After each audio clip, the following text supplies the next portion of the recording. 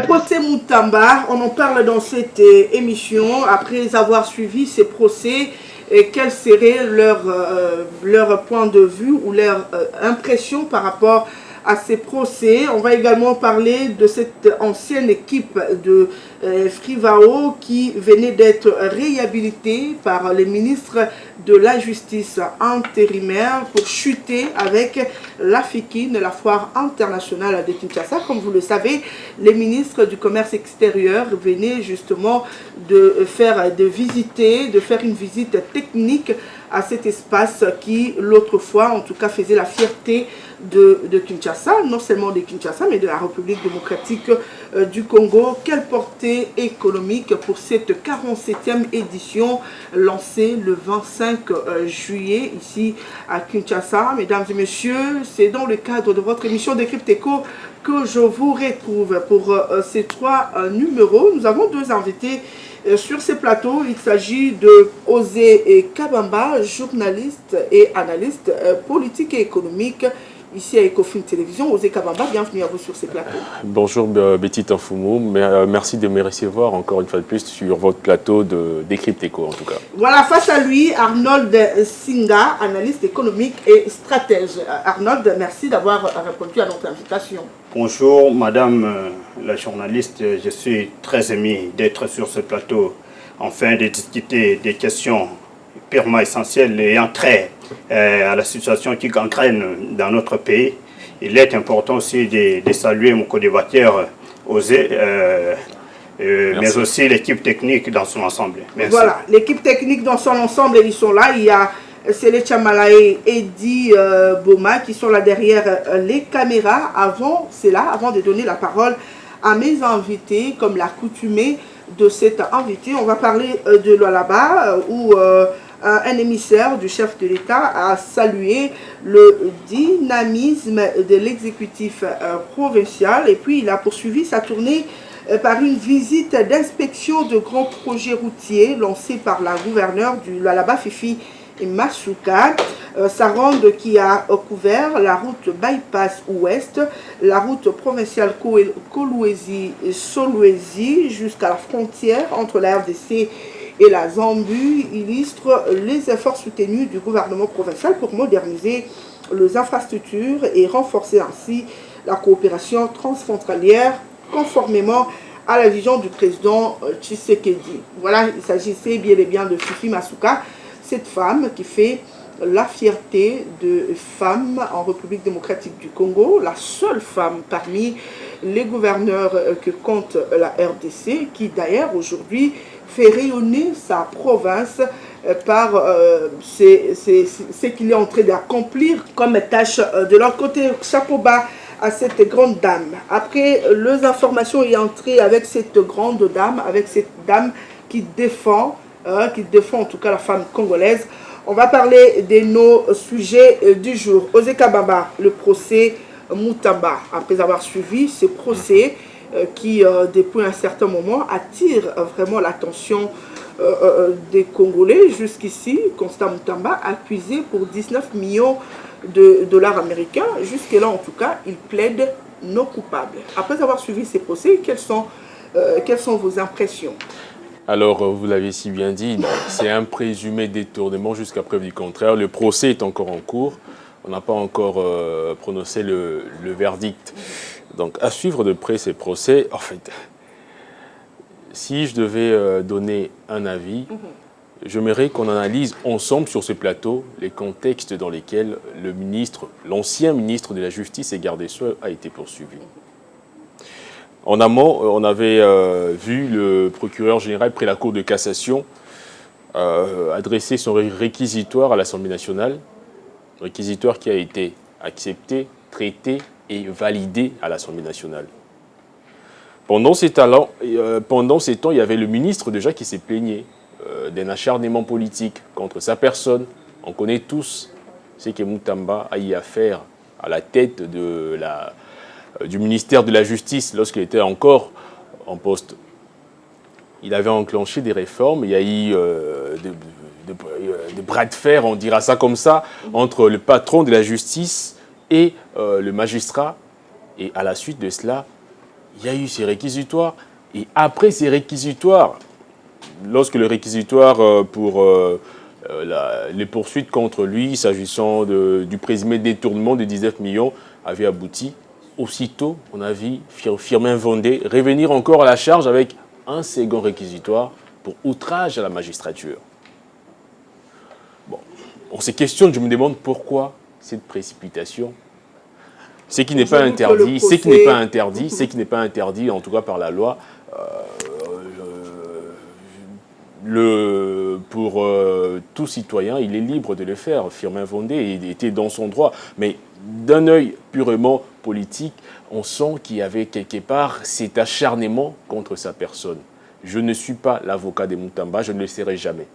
Lui-même devant la commission qui a été mise en place, exactement, lui-même devant la commission qui a été mise en place à l'Assemblée nationale, il a reconnu quelques bémols des griefs qui lui ont été reprochés. Deuxièmement, lorsqu'on vient devant la Cour de cassation, le procès commence. Moutamba soulève quelques irrégularités dans la démarche même de l'Assemblée nationale. Qui a été balayé par... Des revers de la main. On va justement en venir. Moutamba dit que le vote, certes, il y avait vote à main levée, mais on aurait dû également passer par le vote par bulletin secret. Ce qui a été le cas notamment avec la levée des immunités du sénateur à vie, dont on ne veut pas qu'on cite les noms. Vous connaissez tous, évidemment. Il y a eu vote à main levée. Ensuite, il y avait eu vote par bulletin secret, bien qu'au Sénat, c'était à huis clos. Peu importe, mais il y avait eu vote à main levée et puis vote par bulletin secret. Dans le cas de Moutamba, il dit que bon, on n'a pas respecté la procédure comme il s'y devait. Il y avait eu certes vote à main levée, mais on aurait dû aller jusqu'au vote par bulletin secret. C'est ce qui dit d'ailleurs les règlements intérieurs, selon lui. On rejette cela. Le conseil de Moutamba revient à la charge et demande l'interprétation par la Cour constitutionnelle. Il demande de saisir la Cour constitutionnelle pour ces faits qu'il considère comme étant inconstitutionnels. Il demande à ce que la Cour puisse se prononcer. Le juge de la Cour de cassation se retire. Après quelques minutes, ils reviennent, ils disent niet. Mais pour ne pas répondre ce qu'ils disaient, on sent une certaine précipitation pour condamner l'accusé. Mais on se demande qu'est-ce qui aurait pu empêcher qu'on prenne 2 semaines. On a vu le procès Bukanga Lonzo avec Matata Ponyo qui a pris plusieurs mois.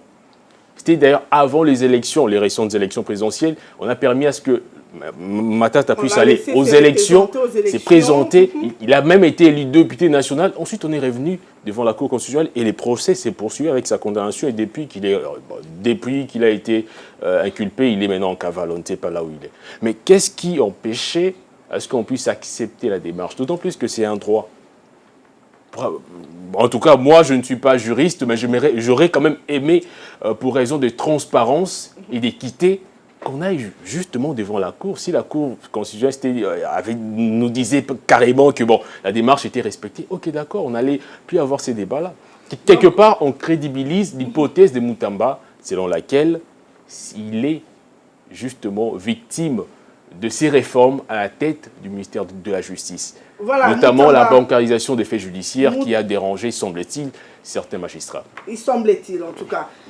Arnold Nsinga, vous avez également suivi ces procès avec attention en tant que Congolais. Quelles sont vos impressions après avoir suivi justement ces procès? Vous savez, notre pays traverse un moment très difficile en termes de la crise qui gangrène ou qui bat record dans l'Est de notre pays. De la RDC. Vous savez, les conflits, les mésententes ne font que fragiliser les tissus de l'harmonie sociétale. Les procès de l'ancien ministre d'État, ministre de la Justice et garde de Sceaux, créent beaucoup de chimères. Vous savez, aujourd'hui, quand on observe ou on constate comment les choses évoluent aussi vite comme vient de les décrire M. Osé, cela crée un climat de méfiance et de doute. Et on se demande, est-ce que la justice congolaise est crédible? La question fondamentale aujourd'hui, auquel on pourrait se poser, se situe au socle de la crédibilité de la justice. Parce que les ministres d'État... Au vu de tout ce que Moutamba a eu à soulever... Les ministres d'État lui-même plaidaient que la justice était malade. Il était venu comme étant un messie, je peux dire, pour sauver ou guérir. Il n'a pas pu, hein. Il n'a pas pu. Aujourd'hui, il n'a pas pu. Il n'a pas pu. Mais qu'est-ce qu'il a fait? Qu'est-ce qu'il a fait?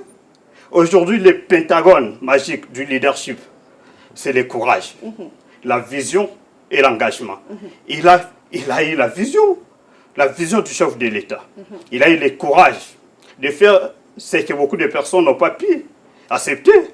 Organiser des procès judiciaires contre Corneille Nangaa, contre l'ancien président de la République. Il a initié les états généraux de la justice. Cela prouve le courage. C'est ce que les Congolais aujourd'hui nous avons besoin. Le courage. Et quand on voit la situation qu'elle traverse les ministres de la justice, nous ne pouvons pas faire preuve ou des acharnements comme on entend parler. D'après vous, est-ce que avec... Mais qu'est-ce que je voulais dire? Allez-y. Je voulais dire seulement que la justice est autonome. La justice aussi a une indépendance, parce que l'indépendance de la justice dépend de la capacité de cette justice à prendre des décisions perçues du point de vue autonome. Une justice incapable de prendre des décisions est illégitime. Et si aujourd'hui on laisse la justice travailler, faire son travail, ou mener ses enquêtes comme on entend parler ces derniers temps, cela serait une très bonne chose, vous voyez, parce que on ne pouvait pas ravir. Justement, Arnold, vous suivez ces procès de près. Quelles sont vos attentes, justement, à la fin de ces procès? Et moi, je pense bien qu'il y a un problème. Il y a un problème avec ces procès. Il y a un problème. Il y a un problème en termes de la transparence. Vous savez, il y a un problème en termes de la transparence. Aujourd'hui, le ministère public qui a déclaré que la société était fictive, la société auquel on a fait effectuer ces transferts. C'est une société qui existe. Hein? Une société... Qui n'a aucune expérience dans le domaine de construction de prison, qui a à peine moins de 10 personnels, en tout cas. Moins de 10 personnels. Et on a crié sur ça, que la société n'était pas crédible ou n'était pas en mesure de signer ou d'embrasser ce genre de contrat à l'auteur des 19 millions de dollars. C'est énorme. Et aujourd'hui, quand on regarde les avocats de l'accusé en question, ils disent quoi? La société n'était pas fictive. Il y a un problème contradictoire. Il y a une vraie contradiction là. Oui. D'ailleurs, nous avons cherché à savoir sur cette compagnie. La société existe bel et bien. La société a, comment on l'appelle, donc c'est une société qui avait la procédure à respecter, en tout cas, toutes les étapes qu'il fallait pour que cette société prenne justement ses projets et que ce soit lui qui en prenne en charge. Osé Kabamba, Arnold a parlé que la justice devait être autonome.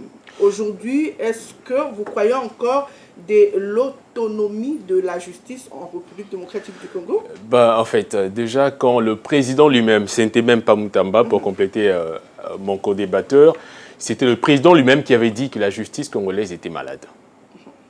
Et Moutamba a porté cela? Non, en fait, malade, ça dépend dans quel stade. Peut-être que la justice était dans un état critique. Moutamba a essayé de stabiliser son état, mais on ne peut pas dire qu'on est encore sorti de l'auberge, parce que jusqu'à présent, quand on regarde ce qui se passe, hormis ces procès évidemment, ça ne va pas. On sent qu'il y a encore une marge à faire. Ce qui est vrai, c'est qu'on tend petit à petit vers cette justice que nous voulons indépendante et transparente.